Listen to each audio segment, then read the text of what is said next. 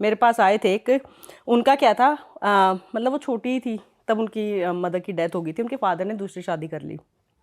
जो दूसरी मदर थी उन्होंने इतना मतलब नहीं दिया बेटी को, इतना ऑब्वियसली शादी कर दी, बट एक होता है ना कि बस फॉर्मेलिटी पूरी की, और शायद कुछ उनकी माँ का सामान भी था, जैसे ज्वेलरी वगैरह होता है ना, माँ की तो निशानी होती है कि मेरी माँ की है, तो कुछ उनकी ज्वेलरी वगैरह भी थी, वो भी नहीं दी उनकी बेटी को, शादी कर दी। होता है, अब वो मेंटालिटी थी उनकी ऐसी, ऐसे हो गया। अभी जो उनकी दूसरी मम्मी थी, उनकी जो बेटी थी वो तंग रहने लगी, बीमार रहती है बहुत कुछ। उसका पहले छोटी सी एक उसके यहाँ पे गर्दन में छोटी सी ऐसे गांठ मिली, उसका ऑपरेशन हुआ तो उनका ब्रेन ट्यूमर निकल गया। मतलब वो ठीक ही नहीं हो रही है बच्ची, सब कुछ कर लिया उन्होंने, सारे डॉक्टर सब जगह घूम लिए हैं। तो लास्ट में वो मेरे पास आई, मतलब वो लड़की जिनकी मदर वो नहीं आई, जो उनकी स्टेप मदर थी वो आई मेरे पास, बुकिंग ली थी उन्होंने वो, तो कि मैम मेरी बेटी है, प्रॉब्लम्स है, ऐसे ऐसे है, क्यों है, ये ठीक नहीं हो रही है, हमें 6 महीने से ऊपर टाइम हो गया है, मतलब बचेगी कि नहीं, हमें सब जानना है। तो मैंने जब रिकॉर्ड्स ओपन किए ना, तो जो उनकी बेटी है, एक स्पिरिट दिखी बेटी को। ऐसे होता है ना कि जैसे हम किसी को, आपने देखा होगा ना, ऐसे पकड़ते पीछे से, ऐसे यहाँ से ऐसे पकड़ा हुआ स्पिरिट ने, बहुत गुस्से में, बहुत ज़्यादा, फीमेल स्पिरिट। तो फिर मैंने उससे पूछा, मैंने कहा तुम कौन हो? तो वो हरियाणा बैकग्राउंड से थी, तो उन्हें हरियाणवी में बोला कि मतलब मैं आपको हिंदी में बताती हूँ कि जिसने तेरे को भेजा है ना उससे ही पूछ। मैंने कहा ओके। तो फिर मैंने उनसे पूछा, मैंने कहा मुझे कोई ऐसी लेडी दिखी और ऐसे सलवार सूट ऐसे पहना हुआ था और अच्छी लंबी तगड़ी अच्छी थी। तो समझ गई। तो बोले, तो उन्होंने कहा कि हाँ मेरे पति की पहली पत्नी थी। मैंने कहा ओके। तो फिर मैंने उनसे पूछा रिकॉर्ड्स में, मैंने कहा आप चाहते क्या हो, क्यों तंग कर रहे हो बच्ची को?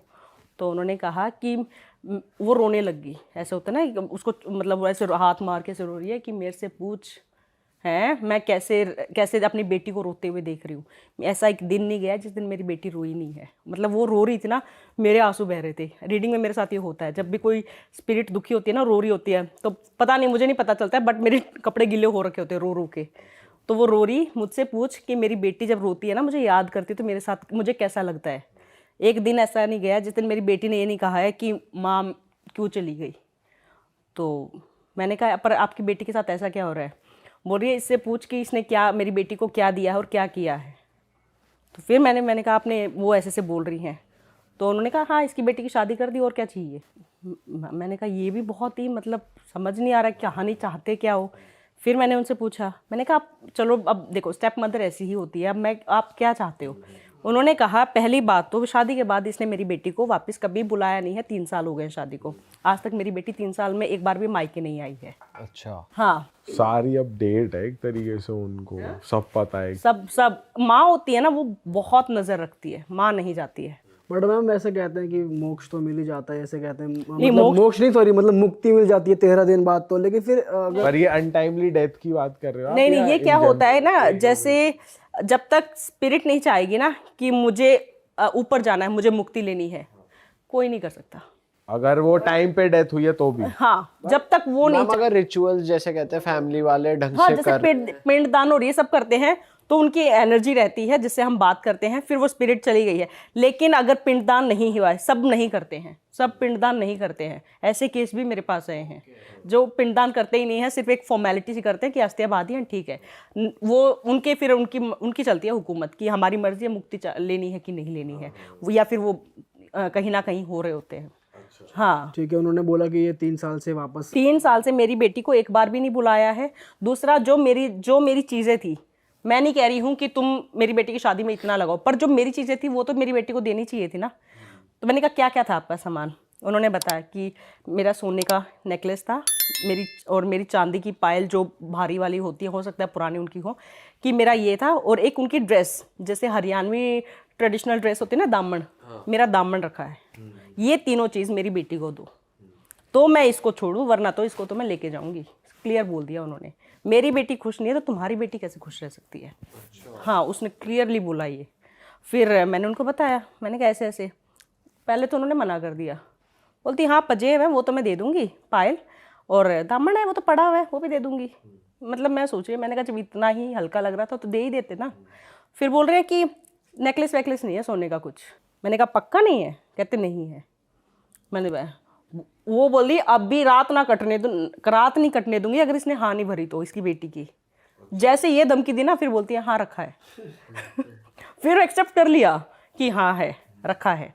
मैंने कहा आप दे दो अगर आपको अपनी बेटी का चाहिए, क्योंकि वो क्लियरली बोल रही है मेरी बेटी के ये दे दो और उसको बुलाओ। मैं ये नहीं कह रही हूँ उसको हर रोज़ बुलाओ, बट जो एक होता है ना बेटी का मायके, आप थोड़ा सा आदर सम्मान मिले वो करो।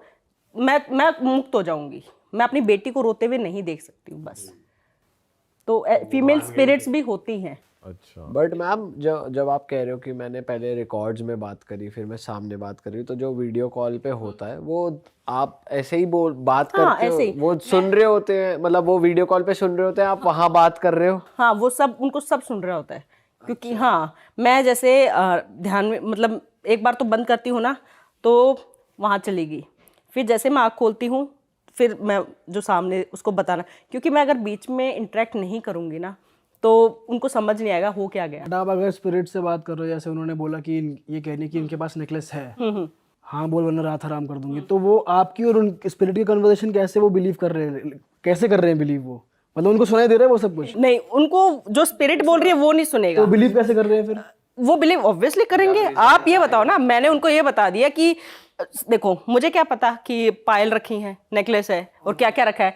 मैं तो और भी बोल देती, मैं तो डायमंड भी बोल देती, पर मुझे पता है क्या है, मुझे नहीं पता ना दामन भी रखा है। वो तो वो बता रही हैं, और मुझे नहीं पता कि स्टेप मदर भी है और उनकी बेटी को बुलाया ही नहीं है। उन्होंने बताया कि 3 साल, मुझे नहीं पता 3 साल हुए उनकी बेटी की शादी को। उन्होंने कहा 3 साल में आज तक मेरी बेटी एक बार नहीं आई है। मैम कुछ और एक्सपीरियंस आपके, मतलब जैसे फैमिली वाले भी पूछते रहते हैं या कुछ ऐसा कि आप कभी कभी दिक्कत में भी आ जाते हो ना कि मैं बताऊं ना बताऊं या क्या करूं? हाँ, ये या होता है। कुछ ये मेरे अपने हैं, कैसे बोलूं, या कुछ यकीन नहीं करेंगे तो नहीं, कैसे? यकीन वाले भी हैं और फैमिली वाले भी आ जाते हैं। मैं आपको एक यकीन वाला बताती हूँ, जहाँ वो क्वेश्चन कर रहे थे कि हम कैसे माने कि ये जो बता रही हैं वो सच। हाँ। एक आए थे, काफ़ी अच्छी पोस्ट पे थे वो, तो उनका जो बेटा था ना उसकी डेथ हो गई थी। हाँ, तो काफ़ी यंग एज में ही हो गई थी।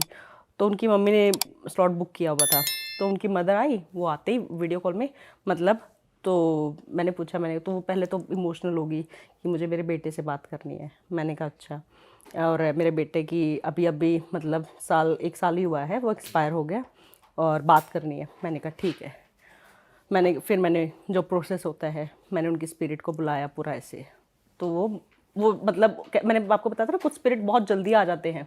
वो बहुत जल्दी, सिर्फ एक बार नाम लिया और वो ऐसे एकदम दिख गई।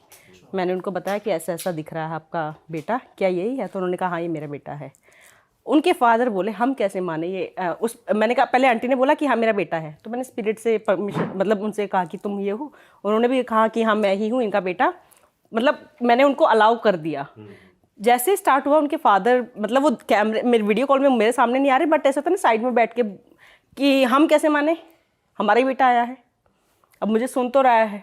तो आंटी इतनी इमोशनल, और वो बिल्कुल एक होता है ना माँ वाला टच दे रही थी, एंड वो थोड़े से ज़्यादा ही लॉजिकल थिंकिंग लगा रहे थे। हाँ, हम कैसे मान ले।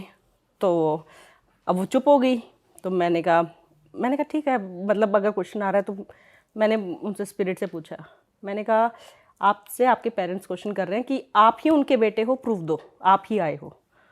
तो बेटे ने 2 मिनट ली, मैं ऑब्वियसली मैं उसमें थी, देख रही थी मैं।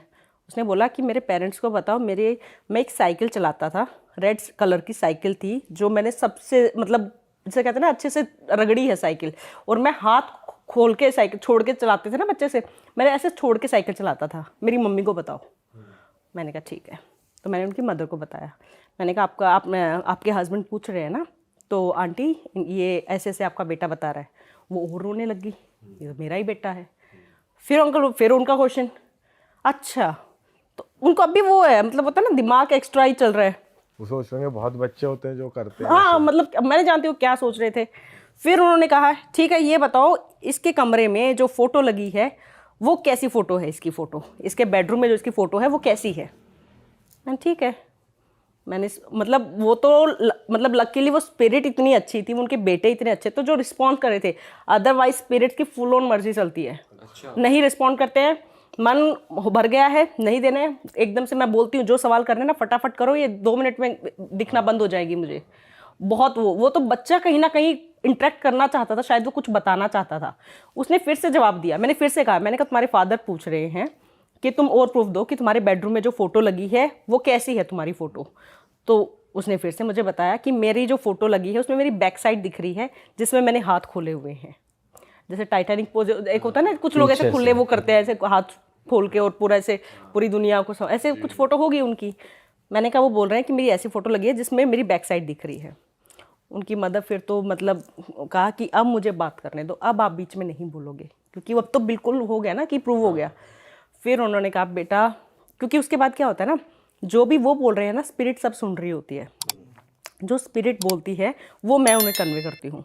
तो मैंने कहा आप जो बोल रहे हैं ना, आपका बेटा आपको सुन रहा है। तो उन्होंने कहा बेटा तुम क्यों चला गया, मतलब बीमार ही हुआ था ना, पर ये एकदम से कैसे खबर आई रात को कि है ही नहीं, ये ऐसा क्या हुआ रात को। तो वो बच्चा वहाँ से रोने लग गया कि मम्मा मैंने आपको बोला था मेरे कमरे में है कुछ, मैंने बोला था आपको, मेरे को दिखता है कुछ इस घर में, घर खाली कर दो। वो किसी सरकारी घर में थे वो, तो मेरा घर खाली कर दो, आप माने नहीं, आप मेरे को ऐसे तसल्ली देते रहते थे। बच्चे ने फिर ऐसे दिखाया कि क्या होता है ना, वो मुझे वो जो दिखाया उन्होंने, वो जैसे क्लिप दिखाते हैं ना, वो दिखाया कि बच्चा ऐसे सो रहा है और ऊपर से ऐसे होता है ना कि आप ऐसे ऐसे सीधे लेटे हुए सो रहे हो और ऊपर से कोई स्पिरिट ऐसे जैसे बिल्कुल ऐसे फीमेल स्पिरिट और पूरी जैसे काली, मतलब पूरी डरावनी स्पिरिट उसको कहीं ना कहीं दबा रही है। एक आप मानिए आप सो रहे हैं, एक कोई ऐसे ऐसे आ रहा है, इंसान का दिमाग हिल जाएगा पूरा। वो बिल्कुल उसने ऐसे दिखाया। धीरे धीरे उसको इतना ज़्यादा होने लग गया था कि उसने पहले तो अपने घर में बताया अपनी मदर को, तो उसकी मम्मा ने कहा मैं बिलीव करती थी, मैं मानती हूँ है, लेकिन और कोई मानता ही नहीं है मेरे घर में, मैं क्या करूँ, कोई मानता ही नहीं है। जब उसके फादर इतने क्वेश्चंस कर रहे हैं तो वहीं प्रूव हो गया कि वो वैसे भी बिलीव नहीं करते इन सब में। पर जब आपको ये पिक्चर दिखी कि वो उसके ऊपर है, तो ऐसा भी करती है स्पिरिट कि आपको परेशान करे या कुछ करे? ऐसा कुछ नहीं, बस आप हाँ, मुझे बस वो दिख रहा है, वो दिखा रही है मुझे। अच्छा। मुझे परेशान जो होता है ना कि मुझे कहीं ना कहीं वो कर सकती है, वो बेटे वाली स्पिरिट कर सकती है, जो वो मुझे दिखा रहा है वो नहीं। तो उसने मुझे दिखाया कि मुझे ऐसे दिखती थी, मैं खाना खाता था तो मेरा ऐसे लगता था कि पीछे है, साथ में है, मेरा खाना ऐसे वो हो जाता था प्लेट साइड। मेरे साथ बहुत कुछ हुआ है, उसने बताया सारा, लड़के ने। मैम मेरे साथ बहुत कुछ हुआ है, मैंने अपनी माँ को सारा बताया है। एक टाइम ऐसा आ गया था कि मुझे पता ही नहीं चलता था कि मैं डर के मारे मतलब बेड पे मेरा यूरिन निकल गया ऐसे, इतनी वर्स्ट कंडीशन हो गई थी मैम। मेरा किसी ने बिलीव, वो रोते हुए बता रहा है इतनी वर्स्ट कंडीशन हो गई थी मेरी, किसी ने मेरे घर में माना ही नहीं। मेरी मदर, ऑब्वियसली उनकी मदर मानती थी, पर उनको लग रहा था कि एक होता है ना बच्चे को तसल्ली दो, अगर मैं इसको बोलूँगी तो ज़्यादा वो हो जाएगा। और उनकी मदर फिर बहुत रोई कि मैंने बोला था, मेरी इस घर में किसी ने नहीं सुनी, वो बोले कुछ नहीं होता है ये सब। तो और उनके बेटे का क्या हुआ, उनके बेटे को इतना वो हो गया कहीं ना कहीं, वो डर एक होता है ना एक्सट्रीम, फिर उसको फीवर रहने लग गया, आईसीयू में एडमिट रहा। वहाँ आईसीयू में भी उसको वो चीज़ दिखी। आईसीयू में कहीं ना कहीं क्या होता है ना, थी तो वो चीज़ घर में है, लेकिन आईसीयू में उसको क्यों दिख रही थी, कहीं ना कहीं एक होता है ना दिमाग में डर इतना बैठ जाता है कि आपको हर जगह वो एक होता है ना डर बैठ गया है तगड़ा। उसको वो वहाँ पे भी, एक तो कंडीशन ऐसी थी, बीमार था बिल्कुल ही, वहाँ भी उसको वो चीज़ कहीं ना कहीं क्लिक हो रही थी, इसलिए उसकी। और रात को उसकी मतलब उनको खबर आई कि आपका बच्चा नहीं रहा। फिर उसके बाद भी तो उनकी मदर ने कहा कि मैं तो अब भी बोलती हूँ, मेरा बड़ा बेटा मेरे को आके बोलता है कि मम्मी इस घर में है कुछ। अब वहाँ वो स्पिरिट तंग कर रही है, अब बड़े बेटे को तंग कर रही है। हाँ, तो फिर मैंने उनसे पूछा, मैंने कहा आप क्या चाहते हो, मैं स्पिरिट को बुलाऊं, करूं? तो उन्होंने कहा नहीं। उनके फादर बोले हमें नहीं कराना कुछ, हम ये घर खाली कर देंगे, हमें बस इतना ही पूछना था आपसे। तो अब मैं नहीं घुसूंगी ना ज़बरदस्ती की, जब आप चाहते ही नहीं हो, ठीक है। तो कह रहे हमने इतना ही पूछना था, हमारे बेटे की डेथ क्यों हुई थी। मैंने कहा ठीक है जी। वैसे ऐसे केसेस में अगर वो घर खाली कर देते हैं तो फिर वो स्पिरिट और परेशान नहीं करेगी? नहीं, जब ये ऐसे केसेस में ना घर खाली करना होता है ना, तो आपको घर के एंट्रेंस पे कुछ ऐसे करके जाना होता है कि वो उससे बाहर ना निकले जब आप बाहर निकलो तो। और आप वो घर खाली करके आप निकल जाओ।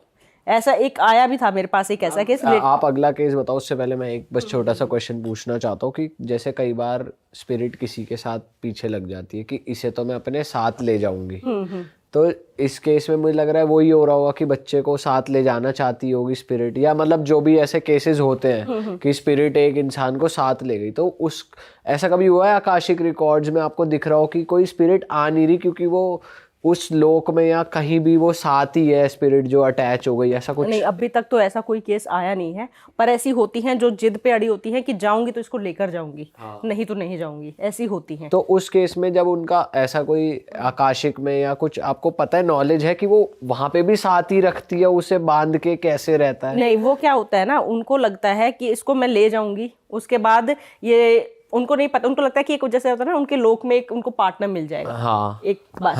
बाकी वहां पे ऐसा कुछ नहीं है, वहां पे सोल सब अलग है, बट एक वो होता है कि इसको मैं ले जाऊं यहाँ पे भी, वो But ऐसा उसको ले नहीं हो जाएंगे, पाता। उसको लेकर जाएगी, उसके बाद एक और किसी होते हैं, ले जाती है। जब वो ले जाती है तो वो पार्टनर्स रहते हैं, नहीं रह पाते? नहीं, वहां जाके नहीं कुछ ऐसा होता, उनका कनेक्शन कुछ नहीं होता है, उसके बाद वो और किसी को टारगेट करना स्टार्ट कर देते हैं। तो बेसिकली वो बेवकूफ होती है वो हाँ। स्पिरिट्स, कि उन्हें लगता है मेरे पास पार्टनर आ जाएगा, पर पार्टनर आता नहीं तो किसी और को ले आती है कि ये आ जाएगा। क्योंकि वो जिसको लेके गई हैं, वो किसी को लेकर गई हैं वो, तो वो एनर्जी, उसने कितने कर्म कैसे किए हैं, वो जरूरी नहीं है कि वो उसकी तरह स्टक हो जाएगी।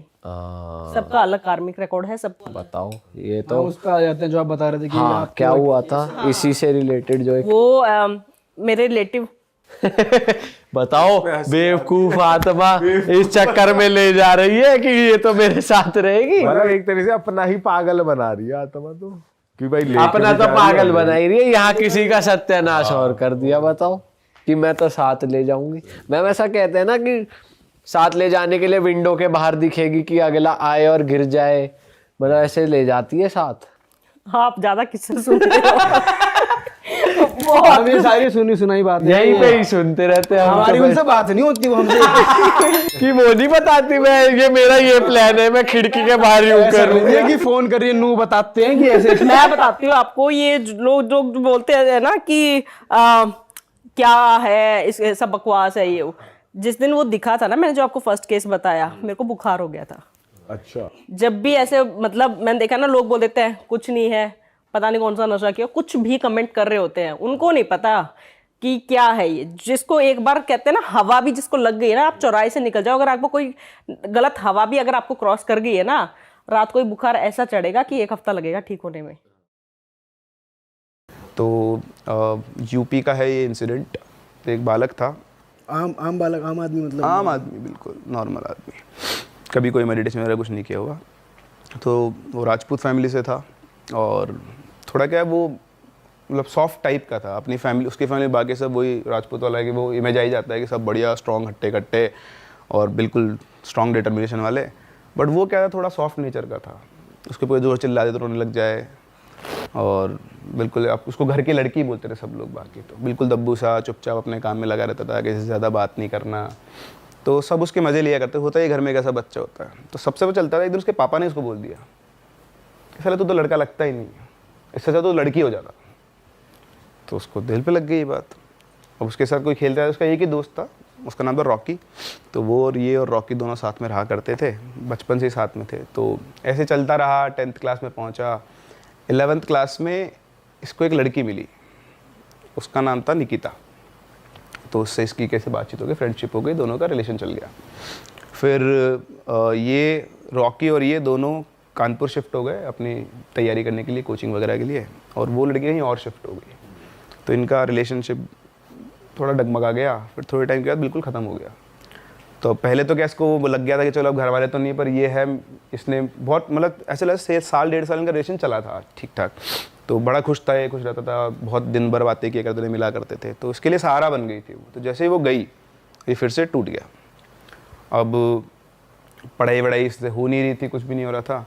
तो इसने क्या ऐसे ये अपनी वही बोलते हैं ना, अकेलेपन को दूर करने के लिए ढूंढ रहा था नेट पे तरीके अलग अलग। तो उसको कहीं से कर्ण पिशाचिनी के बारे में पता चला, और जैसे उसको डिटेल्स पता लगी, उसको लगा कि यार this is the right one.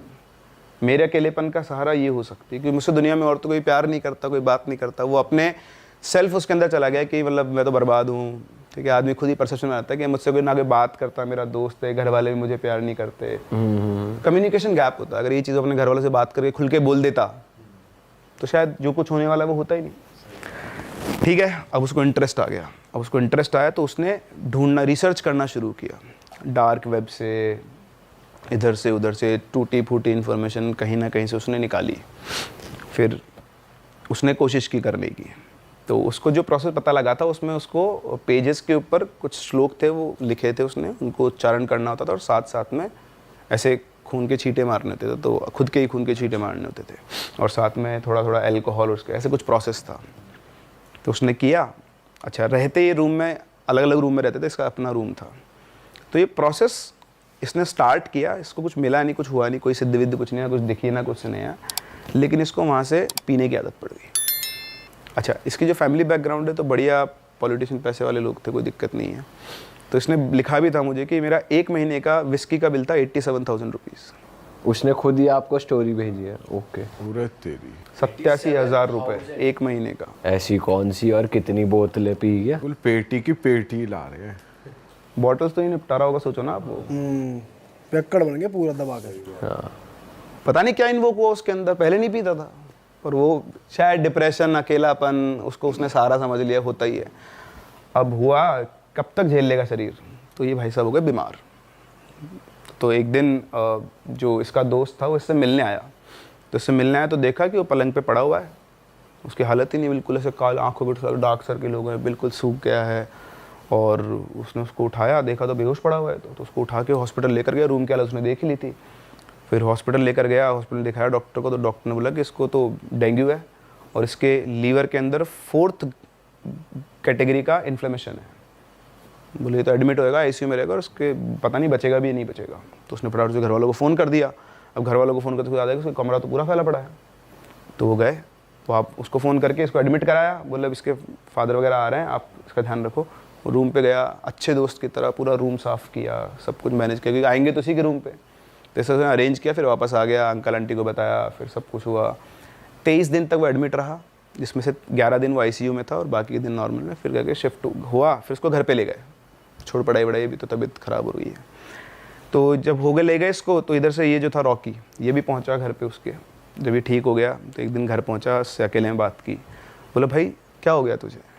तो बोलता क्यों, क्या हो गया मेरे को? बोला तू किन चक्करों में फंसा हुआ है? तो भाई मैं कौन से चक्करों में फंसा हुआ हूँ? बोलता है एक तो तू इतनी दारू पीने तेरे कब से शुरू कर दी, और तू क्यों पी रहा है मुझे पता है। तो बोलता तेरे को क्या पता है? तो बोलता है कि तेरे कमरे के अंदर ना मेरे को पन्ने मिले थे, उन पन्नों पे संस्कृत में कुछ मंत्र लिखे होते, मुझे आती तो है नहीं, और उनके ऊपर खून के छींटे थे, और एक पन्ने नहीं बहुत सारे पन्ने थे। तो मेरे को बता क्या चल रहा था लाइफ में। तो उसने वो थोड़ा झुंझला गया, बोलता कुछ नहीं चल रहा है यार, तू फालतू दिमाग खराब मत कर मेरा, कुछ नहीं चल रहा है, मैं जा। उठ के चल दिया वो बात शुरू होते। रॉकी को समझ में तो आ गया था कुछ गड़बड़ है, तो वो भी ठीक है, अब नहीं बताना चाह रहा, अगला इधर चला गया वो। अब ठीक है, अब इधर ये अपने घर पे रहा थोड़े दिन, तो फिर वापस से कानपुर गया ये, फिर इसकी पढ़ाई वढ़ाई चालू हुई, वापस से पढ़ के कैसे कर इसने 12th पास की अपनी। रॉकी से मिलता रहता था पर इस टॉपिक पे कभी बात नहीं दोबारा। फिर 12th पास करने के बाद अभी वापस अपने घर पे आया और इसने डिसाइड किया कि अब कुछ नहीं करना पढ़ाई वढ़ाई, अब एक ही काम करना है, कर्ण पिशाचिनी को बुलाना है। हाँ तो भाई पॉडकास्ट में बहुत बढ़िया माहौल बना हुआ है ना, आगे इससे भी ज़्यादा इंटरेस्टिंग बातें होने वाली, लेकिन उससे पहले आप ये वाली बात सुन लो भाई। रियल 11 पे आप लोग थोड़ा सा कंफ्यूज हो रहे हो ना हाँ और ना में, तो भाई आप जाके काम करो, प्रो प्ले खेल लो। यहाँ पर भी आपको मैच के अराउंड बहुत इजी क्वेश्चन के आंसर देने और आप जीत सकते हो लाखों। और सबसे बढ़िया चीज़ इसकी ये है कि आप यहाँ पे अपने हिसाब से स्लॉट और अमाउंट सेट कर सकते हो, यानी कि जितना भी आपकी धनराशि आप जीतने वाले हो आपको वहाँ पहले ही दिख जाएगी, और जो दिखेगी वही आपको मिलेगी विदाउट एनी डिडक्शंस। ठीक है, समझ गए ना? तो जल्दी जाओ डाउनलोड कर लो, रियल 11 का लिंक नीचे डिस्क्रिप्शन में है। चलो अब पॉडकास्ट को आगे बढ़ाते हैं, पूरा देखना है एंड तक। चलो फिर से वो आई नहीं थी ना, पहली बार उसने ट्राई किया तो आई नहीं, तो उसको लगा कि पहली बार में तो नहीं आई, मतलब मेरा प्रोसेस गलत है।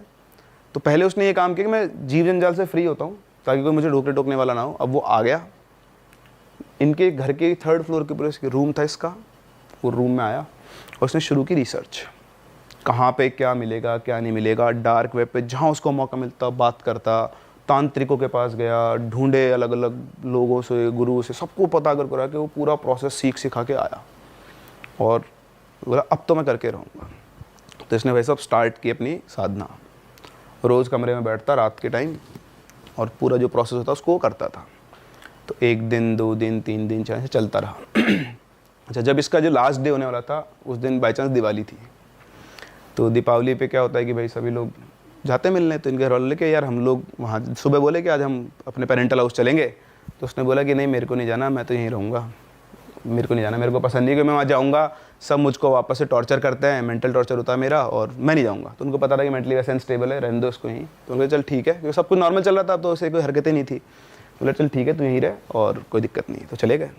अच्छा शाम को दिवाली का टाइम था, तो रॉकी आया, घर पे आया तो घर तो बंद था। उसने बहुत बार बेल बजाई, बेल खोली नहीं किसी ने, गेट नहीं खोला। तो उसने अंकल को फ़ोन किया कि अंकल मैं ऐसे आया हुआ हूँ और आप लोग कहाँ हो? तो बोले बेटा हम तो यहाँ आ गए। बोले अच्छा मुझे पता ही नहीं था, मैं तो मिलने आया था उससे, उसका नाम रवि था, तो रवि से मिलने आया था। तो बोलते कि बेटा रवि तो घर पे ही है, तू मिल ले। बोलता अंकल मैं तो पिछले आधे पौन घंटे से घंटी बजा रहा हूँ, कोई गेट खोल ही नहीं रहा है। तो बोलता यार उसको तो घर ही छोड़ के आया था, तू चेक कर।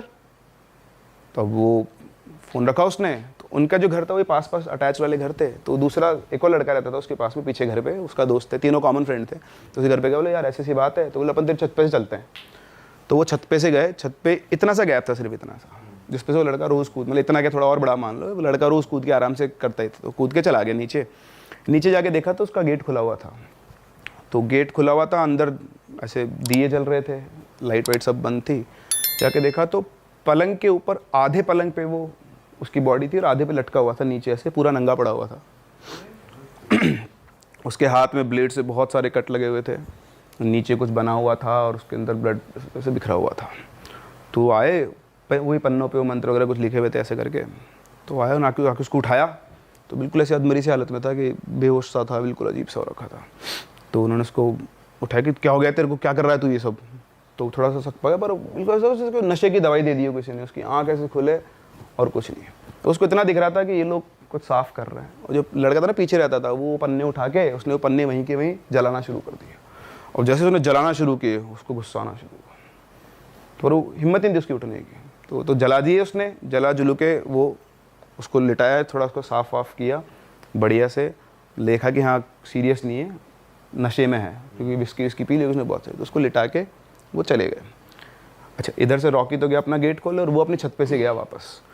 तो जैसे वो छत पे चढ़ के वो कूदने लगा उस गैप को, उसी गैप के अंदर कूद गया वो, मतलब गिर गया वो। जो उसने 1000 टाइम्स क्रॉस किया हुआ है वो गैप, वो एज इट उस गैप में गिरा, उसका पैर फ्रैक्चर हो गया। जो कभी मतलब था ही नहीं कि उसमें वो गिर सकता है।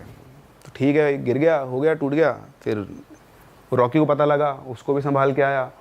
फिर इसने तो बातचीत ही करना बंद कर दिया सारे लड़के ने। तो इधर रॉकी सुबह आया, इससे बोला, तो रॉकी बोला मेरे को ना कल के बारे में कोई बात नहीं करनी, अगर तू इसलिए आया ना तू मत आ, भाग यहाँ से, मैं तेरे से इस बारे में कोई बात नहीं करूँगा कि कल क्या हुआ था। भगा दिया उसको। अब ईगो तो ईगो ही होता है, वो भी चला गया, भाड़ में जा, मेरे को क्या फ़र्क पड़ रहा है, तेरे को जो करना है कर, ठीक है। अब इस दिन से मतलब नेक्स्ट डे से उसको ये फील होने लग गया था कि मेरे आसपास कुछ है। हाँ दिखता कुछ नहीं था, सुनाई कुछ नहीं आता, फुसफुसाहट आती थी हल्की फुल्की, समझ में कुछ नहीं आता था, लेकिन उसकी खाने पीने की इच्छा बढ़ गई। मतलब नॉनवेज मीट बढ़िया खाता था वो, वैसे चलता था उनके घर में, तो कोई दिक्कत नहीं थी। अल्कोहल का तो आपको पता ही शुरू से चल रहा था। 1 दिन 2 दिन 4 दिन 5 दिन 10 दिन के बाद तो उसको शैडो दिखने लग गई है कि एक शैडो घूम रही है, और उसे प्रॉपर लगता है किसी ने उसका यहाँ पे हाथ, यहाँ से सिर पकड़ा और कान में कोई कुछ कहने की कोशिश करा, फुसफुसा रहा है, समझ में कुछ नहीं आता था। तो धीरे धीरे मैनिफेस्टेशन हुआ।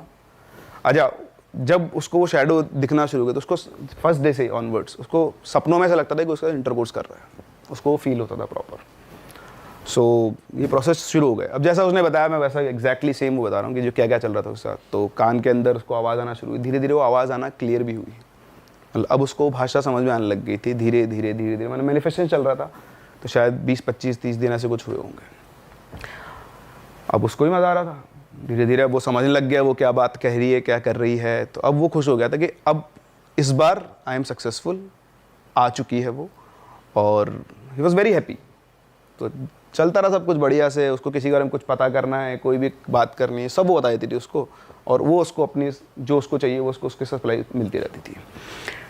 रॉ मीट खाने लग गया था वो, रॉ मीट, कच्चा, वाला पकाने की ज़रूरत ही नहीं है, सीधा कच्चा मीट खाना शुरू कर दिया था उसने। सो हुआ क्या कि एक दिन के बाद उसकी मदर आई उसके पास।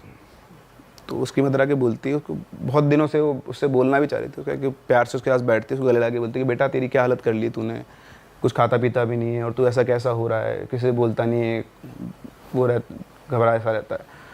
तो उसने गले लगाया तो अब उसके मन में रिग्रेट आ गया। अब रिग्रेट आ गया तो अब उसका रेजिस्टेंस क्रिएट होना शुरू हो गया। अब वो रेजिस्टेंस झेल नहीं सकती, वो तो बहुत ईगोइस्टिक एंटिटी। तो जैसे उसका रेजिस्टेंस आया, अब उसने उसको हॉन्टिंग करना शुरू किया उसको, मतलब अब जो अब तक जिसको वो सुख समझ रहा था उसके लिए वो दुख बन चुका था। अब वो चाहता था कि ये चली जाए। अच्छा, मीनवाइल एक और इंसिडेंट हुआ इसके थोड़े दिनों बाद ही, इसके पापा का भी एक्सीडेंट हो गया। अच्छे गाड़ी चलते चलते, बढ़िया गाड़ी चलाते थे, स्कॉर्पियो थी, वो चलते चलते पलट गई और मरते मरते वो बचे। पर आपने कहा था कि ये औरतों को ही करती हैं वो तो सबको दूर करेगी जो आपके पास आएगा। You are the property. Major ये होता है कि अगर कोई भी लेडी पास में आ गई तो वो है।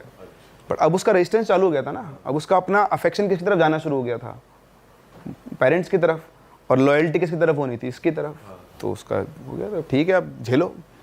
तो मदर का हुआ, फिर फादर का, तो दोनों से लग गया कि नहीं, अब वो ये प्रार्थना करता था कि चली जाए, कैसे भी करके चली जाए, पर वो जाती नहीं थी। वो रोज़ आती, रोज़ रात, पूरी पूरी रात वो सो नहीं पाता था, कोने में बैठ के बिल्कुल घबराया हुआ सा, और उसको जो करना था वो करके और जाती थी। उसका तो जो था वो प्रॉपर सिस्टम सब कुछ वही था। तो इस तरह से वो अब वो मन ही मन रात भर जागता, फिर सुबह तक सोता रहता। धीरे धीरे उसके पापा को भी चीज़ें दिख ही रही थी। तो जब सब चीज़ें इतनी बिगड़ गई, उनको लग गया कि यार कुछ ना कुछ उसके साथ चल रहा है। तो उन्होंने उसको कुछ भी नहीं बताया। इनके खुद के इनके गुरुजी थे, उनका आश्रम तो बहुत पहुँचे हुए सिद्ध, तो वहाँ गए। वो वहाँ जाके उन्होंने बताया कि मेरे बेटे के साथ साथ पता नहीं क्या चल रहा है ऐसा कि रात रात भर जागता रहता है और ऐसे बात है। तो उन्होंने बोला कि आपके लड़के की ज़िंदगी में ना कोई एन नाम की लड़की थी, उसकी वजह से ये सब हो रहा है। तो उन्होंने बोला मुझे तो ऐसा कुछ पता नहीं है। तो इनके एक भैया थे, ईशू कुछ ऐसे कुछ नाम था उनका। तो उनको उन्होंने बोला, उन्होंने सारी डिटेल पता की। तो जिसकी जो गर्लफ्रेंड थी उसके बारे में पता चला। तो उन्होंने बोला हाँ पंडित जी ऐसा था। बोले लेकिन मुझे कुछ और भी दिख रहा है, बोले मैं यहाँ से नहीं देख पा रहा, मेरे को आपके घर आना पड़ेगा। तो बोलते कि ठीक है आप आ जाओ। तो बोलते हैं आज तो नहीं, मैं 15 दिन के बाद आपके घर आऊँगा, आप अपने बेटे को मत बताना, और एक बार आप उससे मेरी बात करो फ़ोन। तो उन्होंने फ़ोन किया, बोले बेटा ये गुरुजी तुझसे बात करना चाहते हैं। तो दिन का टाइम था, तो उन्हें गुरुजी को प्रणाम किया, जानता था वो।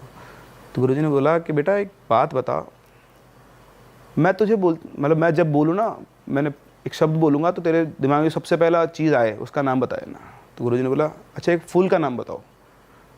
आपको मैं बोलूँ एक फूल का नाम बताओ, आप क्या नाम लोगे? रोज़। रोज़ मोस्टली सबके। वो बोलता है पोस्त, अफीम का जो डोडा होता है ना उसका पोस्त फूल होता है, पोस्त का, जिससे मतलब बेसिकली आपका ये गांजा वांजा सब, ये सब अफीम तो आप जानते हो। तो पोस्त का उसने नाम बोला। पोस्त का नाम बोलते गुरुजी को कुछ ठन का, उन्होंने पेपर पे कुछ लिखा और बोला आप जाओ, उसको कुछ मत बताना, 15 दिन के बाद मिलते हैं।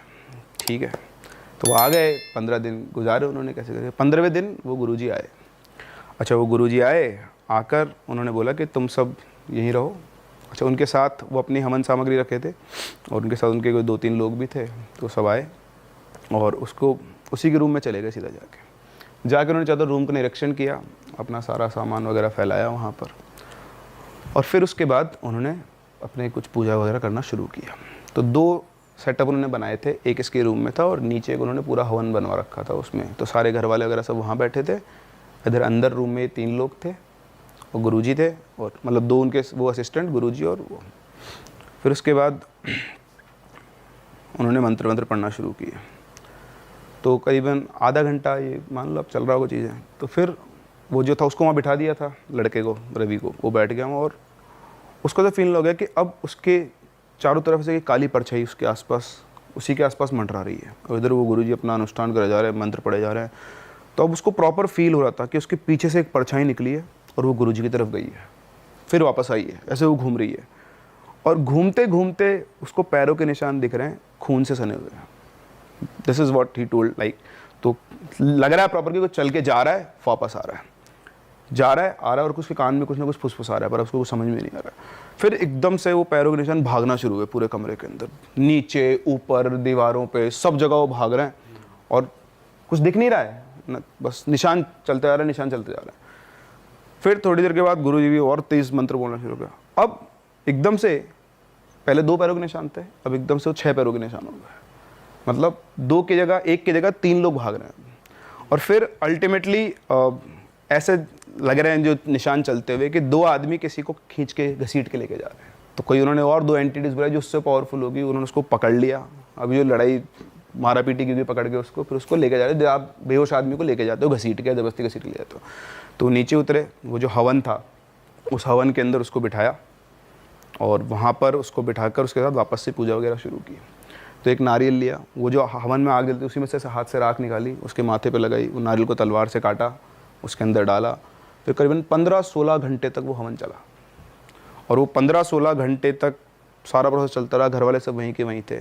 फिर जाके लड़का थोड़ा स्थिर हुआ, शांत हुआ, उन्होंने बोला कि अब ये ठीक हो गया है। फिर उसको ऊपर लेकर गए, फिर उसको समझाया, अकेले में बात की उससे, 7-8 घंटे तक उसके साथ बैठे रहे गुरुजी। पूजा वूजा खत्म हो गई ना, उसका थोड़ा रेस्ट करवाया, फिर शाम के टाइम वापस पहुँचे, उससे बोला बेटा क्या किया था तूने? तो उन्होंने बताया कि मैंने ऐसे किया था। बोले तूने गलती कर तो ली है, अब दोबारा मत करना, ठीक है ना? और अब इन सब चीज़ों दूर है ना, रोज़ तेरे को हनुमान चालीसा पढ़नी है सुबह शाम, ठीक है? अभी भी ऐसा नहीं है कि तू इससे मुक्त हो गया है, तेरे को समय लगेगा। उन्होंने कुछ बना के भी दिया, उसको धागे हो गए थे वो बांधे, और बोले जीवन में अब कभी दोबारा ये काम मत करना, आज अगर मैं नहीं होता ना तो तुझे कोई नहीं बचा सकता।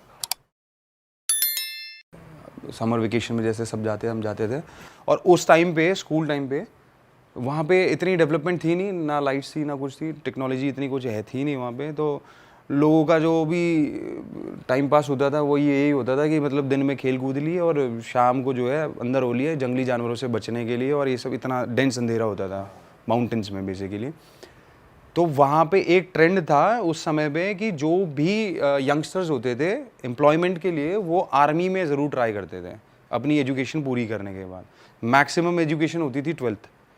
तो मेरे गांव के जितने भी कज़न्स थे, लड़के दोस्त वोस्त थे जो सीनियर थे, वो प्रैक्टिस करते थे। सपोज़ करो उनकी किसी मंथ में अगर भर्ती है तो उसके 3 महीने पहले से वो शुरू हो जाते थे अपनी रनिंग के लिए, और रनिंग करने जाते थे वो अर्ली मॉर्निंग 3 से 4 बजे के आसपास, क्योंकि उस समय जो उनको लगता था कि रोड पे रन करना सबसे इजी है और वो सबसे चैलेंजिंग भी होता था क्योंकि अपसाइड रन करते थे।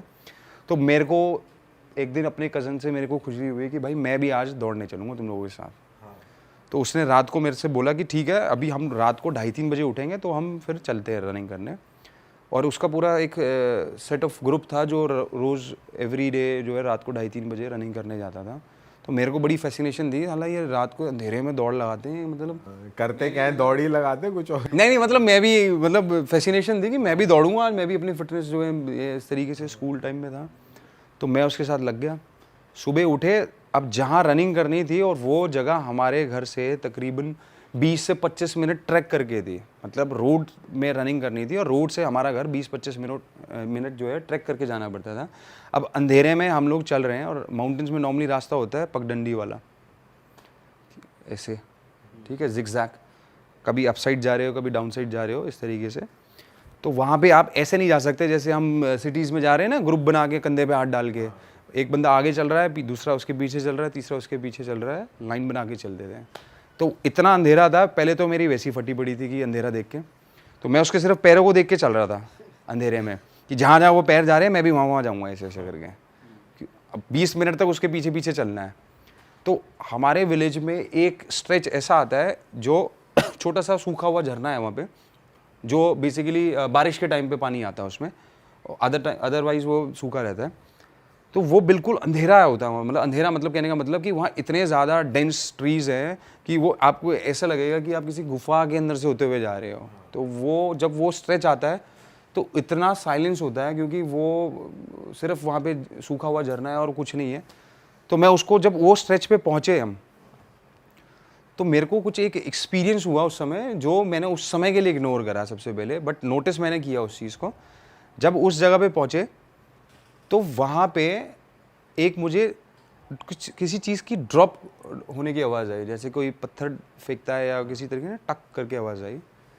तो पहले तो मेरा ध्यान गया उस चीज़ पे, बट मैंने इग्नोर कर दिया ये सोच के कि नॉर्मल साउंड है, किसी पत्ते की होगी, पेड़ की होगी, कोई होगा कुछ चूहा हुआ टाइप कोई चीज़, छोटा मोटा जंगली जानवर। हम आगे बढ़े। अब जैसे जैसे हम जा रहे हैं, मेरा क्योंकि फोकस उसके पैरों में था तो मेरा फोकस इतना ज़्यादा फोकस था, मैं वो आवाज़ भी मेरे को क्लियरली सुनाई देने लगी बार बार, टक टक वाली। हाँ।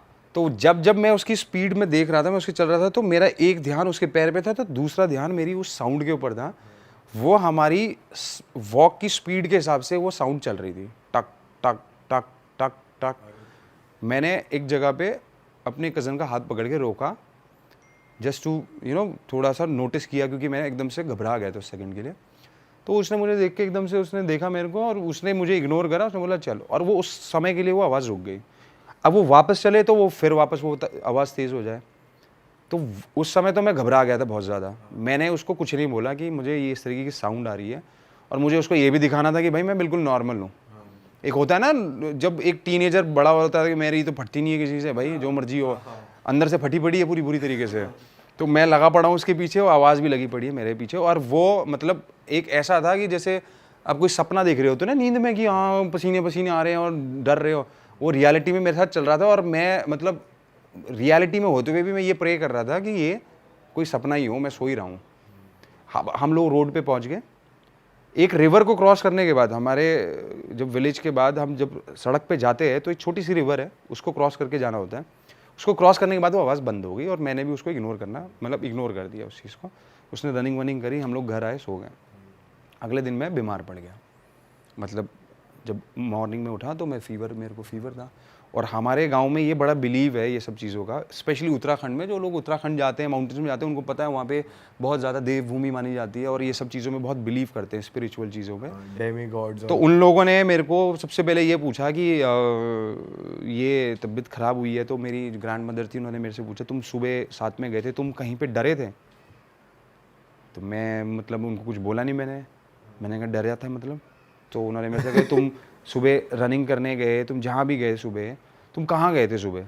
मैंने कहा मैं तो दौड़ लगाने गया था उनके साथ, कज़न के साथ अपने। तो वहाँ पे डॉक्टर से पहले, सबसे पहले इन सब चीज़ों को, अपने फोर फादर्स को याद करते हैं, जो अपने लोकल गॉड्स होते हैं, देवी देवता होते हैं, उनको याद करते हैं, भभूति लगाते हैं। तो वो भभूति ला के, एक कोई लेडी थी, वो शुरू हो गई ऐसे ऐसे करके। मतलब उन्हें पता चल गया कि उन्होंने रियलाइज़ कर लिया और उन्होंने मुझे बताया नहीं ये सब चीज़ें कि ऐसा कुछ हुआ है। अब मैं क्योंकि छोटा था, मैंने ये सब चीज़ों को बस एक्सपीरियंस कर रहा था और इसीलिए मैं इन चीज़ों को उस दिन के बाद से, अब मेरी ग्रैंड मदर कर रही हैं और एक ओल्ड लेडी आई, उन्होंने किसी को बुलाया और वो जो है बेसिकली हमारे हर गांव के एक अपने मंदिर होते हैं जहाँ पे पूरे गांव वाले साथ में जाके मतलब दिया विया जलाते हैं, जो लोकल गॉड्स होते हैं हमारे। वहाँ पे एक हवन चलता है बेसिकली, वहाँ की राख लाके वो शुरू हो गए ऐसे ऐसे करके कुछ मेस्मराइज और कुछ वो बोलने लगे। अब उसके बाद जैसे ही उन्होंने उसमें कुछ चावल मिक्स करे और वो राख को ऐसे मिक्स करके ऐसे पकड़ के उन्होंने सीधा पट करके मेरे फेस में मारा, हाट करके एकदम से चिल्लाया। और मैं एकदम से, जैसे आपको अचानक आप किसी चीज़ के लिए प्रिपेयर्ड ना, आपको एकदम से कोई एकदम से शॉक में ऐसे डराए तो आप डरते हो ना, मैं एकदम से ऐसा हुआ और मेरे को ये रियलाइज़ हुआ कि मेरी ना बॉडी एकदम से लाइट हो गई एकदम। मतलब मेरे को उस समय तक मुझे लग रहा था मेरी बॉडी बहुत स्टिफ और हैवी है, और जैसे ही वो चीज़ हुई तो मुझे ना उसके बाद एकदम से लगा कि जैसे मैं रिलैक्स ही हो गई, मेरी बॉडी स्टिफनेस मेरी रिलीज़ हो गई है। फिर उसके बाद मैंने अपने कज़न से पूछा कि ये मेरे को क्या कर रहे थे और ये हुआ क्या मेरे साथ। तो उसने मेरे को बताया कि तू कल उस झरने के पास में तूने मेरा हाथ पकड़ा था, तू डरा था वहाँ पे। मुझे लगा शायद इसने मेरी ग्रैंड मदर को बताया। मैंने कहा हाँ डरा तो था। अब सच बताना पड़ेगा आपको। हाँ अब हाँ, तो मैंने उसको बोला कि भाई मैं डरा भी था, लेकिन मैंने दादी को इसलिए नहीं बताया क्योंकि मुझे डर लग रहा था उस समय कि मैं बताऊंगा तो मेरे को डांट पड़ेगी। और तूने बताया दादी को? कह रहा नहीं मैंने कुछ नहीं बताया, बस उनको पता था कि हम लोग सुबह गए हैं ऐसे ऐसे, तो उन्होंने इसलिए पूछा तेरे से। और हमारे यहाँ पर ना ऐसा ऐसा होता है, एक चीज़ होती है, मैं तुझे बता देता हूँ। जिस जगह से हम गुजर रहे थे उस जगह पे बहुत साल पहले कोई न्यू बॉर्न बेबी था, डेथ हो गई थी उसकी at the time of birth. तो उसको वहाँ पे, क्योंकि हमारी हिंदुइज्म में न्यू बॉर्न बेबी को मतलब जलाते नहीं है बेसिकली, उसको वो करते हैं, बरी करते हैं, तो वो उसको वहाँ पे दफना दिया था। और ऐसा बिलीव है कि वो बच्चे की रोने की आवाज़ आती थी पहले उस टाइम पे, जैसे कोई छोटा बच्चा रोता है, कई टाइम तक वो आवाज़ आती रही और एक टाइम तक वो आवाज़ हैवी होती चली गई।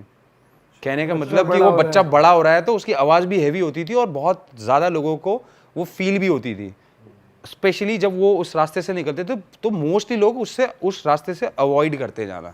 तो मैंने कहा हम क्यों गए? तो उसने मुझे बताया कि वो सबसे ज़्यादा शॉर्टकट है उस जगह पे जाने का जहाँ मैंने रनिंग करनी होती है। तो वो जगह पे उसने मुझे बताया कि वहाँ पे वो जो बच्चा है, एक टाइम तक वो रोता था, उसके बाद उसकी आवाज़ आनी बंद हो गई। अब ऐसा बिलीव है कि वो वहाँ से आने जाने वाले लोगों को तंग करता है। तो तेरे को कुछ आवाज़ आई थी वहाँ पे? तो मैंने उसको बताया कि मेरे को ना ऐसे टक टक टक टक करके आवाज़ आ रही थी और वो जब हम भाग रहे थे, मतलब जब हम जा रहे थे तेज़ी से, तो वो तेज़ होती हुई जा रही थी और वो नदी के क्रॉस नहीं हुई। तो बोला वो इसीलिए नहीं हुई क्रॉस क्योंकि हमारी जो विलेज की जो बाउंड्री है वो बेसिकली नदी तक ही है, वो दूसरे गांव जाएगा ही नहीं कभी, वो उसी एरिया में घूमता है और वो उसी एरिया से ही लोग जो आते जाते हैं उनको तंग करता है, परेशान करता है और उनको अपनी प्रेजेंस दिखाता है वहाँ पे। तो वो एक ऐसी चीज़ थी जो मेरे को पहली बार ऐसा एक्सपीरियंस हुआ। और आज भी मैं उस जगह से जाता हूँ, उस जगह पे आज भी कोई घर नहीं बना है, उस एरिया पे उस जगह को कोई यूज़ नहीं करता, बिल्कुल अबैंडन जैसा पड़ा हुआ है। और उस रास्ते से आप अभी भी जाओगे तो चाहे वो दिन हो चाहे रात हो, वहाँ पे इतनी साइलेंस होती है कि मतलब नॉर्मल आदमी भी वहाँ जाके घबरा जाए बिल्कुल, जो इन चीज़ों में बिलीव नहीं करता। और वहाँ पे मेरे अलावा जो मैंने उससे पूछा कि किसी और ने भी एक्सपीरियंस करा है, तो उसने मुझे बताया कि यहाँ पे कई बार लोगों को ऐसा एक्सपीरियंस होता है कि कोई रास्ते से जा रहा है, या तो वो उसके ऊपर कोई पत्थर फेंक रहा है, और एक किसी के साथ ऐसा एक्सपीरियंस हुआ था कि जो हम जब बॉनफायर करते हैं, लकड़ी जलती है तो लास्ट में राख रह जाती है और कुछ शोले से बन जाते हैं उसकी लकड़ी के, तो उसको ऐसा रियलाइज़ हुआ था कि किसी ने उसके ऊपर वो फेंके वहाँ से। तो उस ऐसे विजुअल्स आए थे या क्या? उसने फील करा कि कुछ ऊपर से गिर रहा है, तो जब उसने ऊपर देखा तो उसको लगा कि ऊपर से ऐसे अंगारे गिर रहे हैं और उसने ऐसे अपने आप को बचाने की कोशिश करी, उसने देखा कुछ नहीं था वहाँ पे। और वहाँ पे कई बार ऐसा हुआ है जो जिन लोगों के साथ एक्सपीरियंस हुआ है उसके बाद वो बीमार पड़ जाते थे और एक टाइम के बाद वो फिर उसको जब हमारे जो गॉड हैं उनकी आप बभूति लगाते थे तो वो ठीक हो जाते थे। तो ये मेरा पर्सनल एक्सपीरियंस है। तब मेरा चाइल्डहुड था, बड़ा होकर फिर मेरे को कई बार, अभी भी मेरे को कई बार डाउट होता है कि उसने मेरी दादी को बताया होगा और ये सब कहानी बना रहे हैं। लेकिन जैसे जैसे बड़े होते गए तो मैंने देखा कि वहाँ पर ना काफ़ी ज़्यादा इन सब चीज़ों का बिलीव है, तो वहाँ पे पूजा वूजा होती है और एक हमारे वहाँ पे जागर बोलते हैं बेसिकली, जहाँ पर आप एक उनका पर्टिकुलर म्यूज़िक चलाते हैं और थाली बजाते हैं और एक वो डमरू जैसा बजाते हैं जो शिव जी के पास होता है। उसके बाद वो गॉड को प्रेज़ करते हैं और वो गॉड की सोल जो है वो किसी की बॉडी में एंटर करती है और वो लोग नाचते हैं। और वो वहाँ के लोग जो है ना, सबसे पहले जो अपनी फैमिली की प्रॉब्लम होती है वो उनसे शेयर करते हैं और वो उनको उसका सोल्यूशन देते हैं कि आपके साथ कुछ भी प्रॉब्लम हो रही है तो उसका रीज़न क्या है, कि आपके कोई फोर फादर आपसे नाराज़ हैं, या आपको कोई ऊपरी हवाएं हैं, या आपके ऊपर कोई नेगेटिव वाइब्स हैं, कोई टोना टोटका कुछ इस तरीके से वो उनको हेल्प करते हैं। लाइव देखा है ये मैंने कई बार देखा है लोगों को देखते हुए। इवन एक पहले मेरे को डाउट होता था कि ये सब चीज़ें सब ढकोसले हैं। मैंने एक चीज़ देखी थी, एक ऐसी लड़की जो सिर्फ हिंदी बोलती थी और उसकी बॉडी में जब वो एंटर हुए तो वो जो पहाड़ी लोकल लैंग्वेज होती है उस लड़की ने कभी नहीं बोली थी, वो बोल रही थी उसमें। और मैं बड़ा कंफ्यूज था ये कैसे बोल रही है, और बहुत ही फ्लुएंट थी उसकी बोल। लोकल लैंग्वेज जो होती है वहाँ की पहाड़ी लैंग्वेज, वो उसमें बात कर रही थी। मतलब जब उसकी सोल एंटर हुई और वो लोगों को उसमें जब बात कर रही थी तो वो देखने वाला सीन था। मतलब कि जिस हिसाब से वो जैसे बात कर रही थी, उसने बेसिकली वो एक्सपीरियंस ऐसा था कि एक फैमिली बैठी थी, उसने उस लड़की की, वो फैमिली पार्ट थी बेसिकली, वो गुजरात से आई थी और छोटी लड़की थी 11-12 साल की, उसकी तबीयत ख़राब रहती थी बहुत ज़्यादा। तो वो उस चीज़ के लिए उन्होंने वो पूजा करी, जागर करा, गॉड आए उसकी बॉडी में, जो लोकल गॉड हमारे गोलू देवता बोलते हैं हमारे वहाँ उनको, तो वो उसकी बॉडी में आए और उन्होंने एक चीज़ ऐसी बोली जो उनको खुद सेल्फ रियलाइज़ नहीं हुई। उन्होंने बोला कि आपकी फैमिली में ना आधे से ज़्यादा लोग जो हैं उनके बीच में मनमुटाव है और ये एक दूसरे के लिए कुछ ना कुछ गलत करते रहते हैं और इनका मन साफ नहीं है। तो वो कहता है कि ये कैसे पता चलेगा कि किसका मन, क्योंकि सब बोलते हैं कि मेरा मन साफ है। तो उसने बोला कि पानी लेके आओ और सब मुझे ग्लास में पानी ऑफर करेंगे। ठीक है। तो 10 लोगों में से उसने सिर्फ 2 लोगों का पानी पिया और बोला जिसका मैंने पानी पिया सिर्फ उन्हीं का मन साफ है और बाकी सबके दिल में खोट है। उसने क्लियर कर दिया बेसिकली, और जेन्युइनली वही चीज़ थी। और उसने उनको वार्न करा कि तुम ये चीज़ जो कर रहे हो बहुत गलत, तुम साले ठीक हो जाओ, तुम सुधर जाओ, और तुम्हारे फोरफादर्स तुमको देख रहे हैं और जो तुम्हारे जो लाइफ में प्रॉब्लम्स है सिर्फ इसी वजह से है। अपने फोरफादर को प्रेज करो, उनको याद करो, उनकी ब्लेसिंग्स लो, पूजा करो। अरे वाह, आपने ये वीडियो यहाँ तक देख ली भाई, तुमने हमारी मेहनत सफल कर दिया। तुम ही लोग हो असली रियल हिट। और अगर आपको बहुत मज़ा आ रहा है ऐसी क्लिप्स में, ऐसी वीडियोस में, तो फटाफट जाइए प्लेलिस्ट पे, बिंज वॉच कीजिए और सारी वीडियोस देख डालो और मौज काटो। That is it. हम मिलेंगे नए पॉडकास्ट में, नए क्लिप में। Till then bye bye, see you, take care, do subscribe.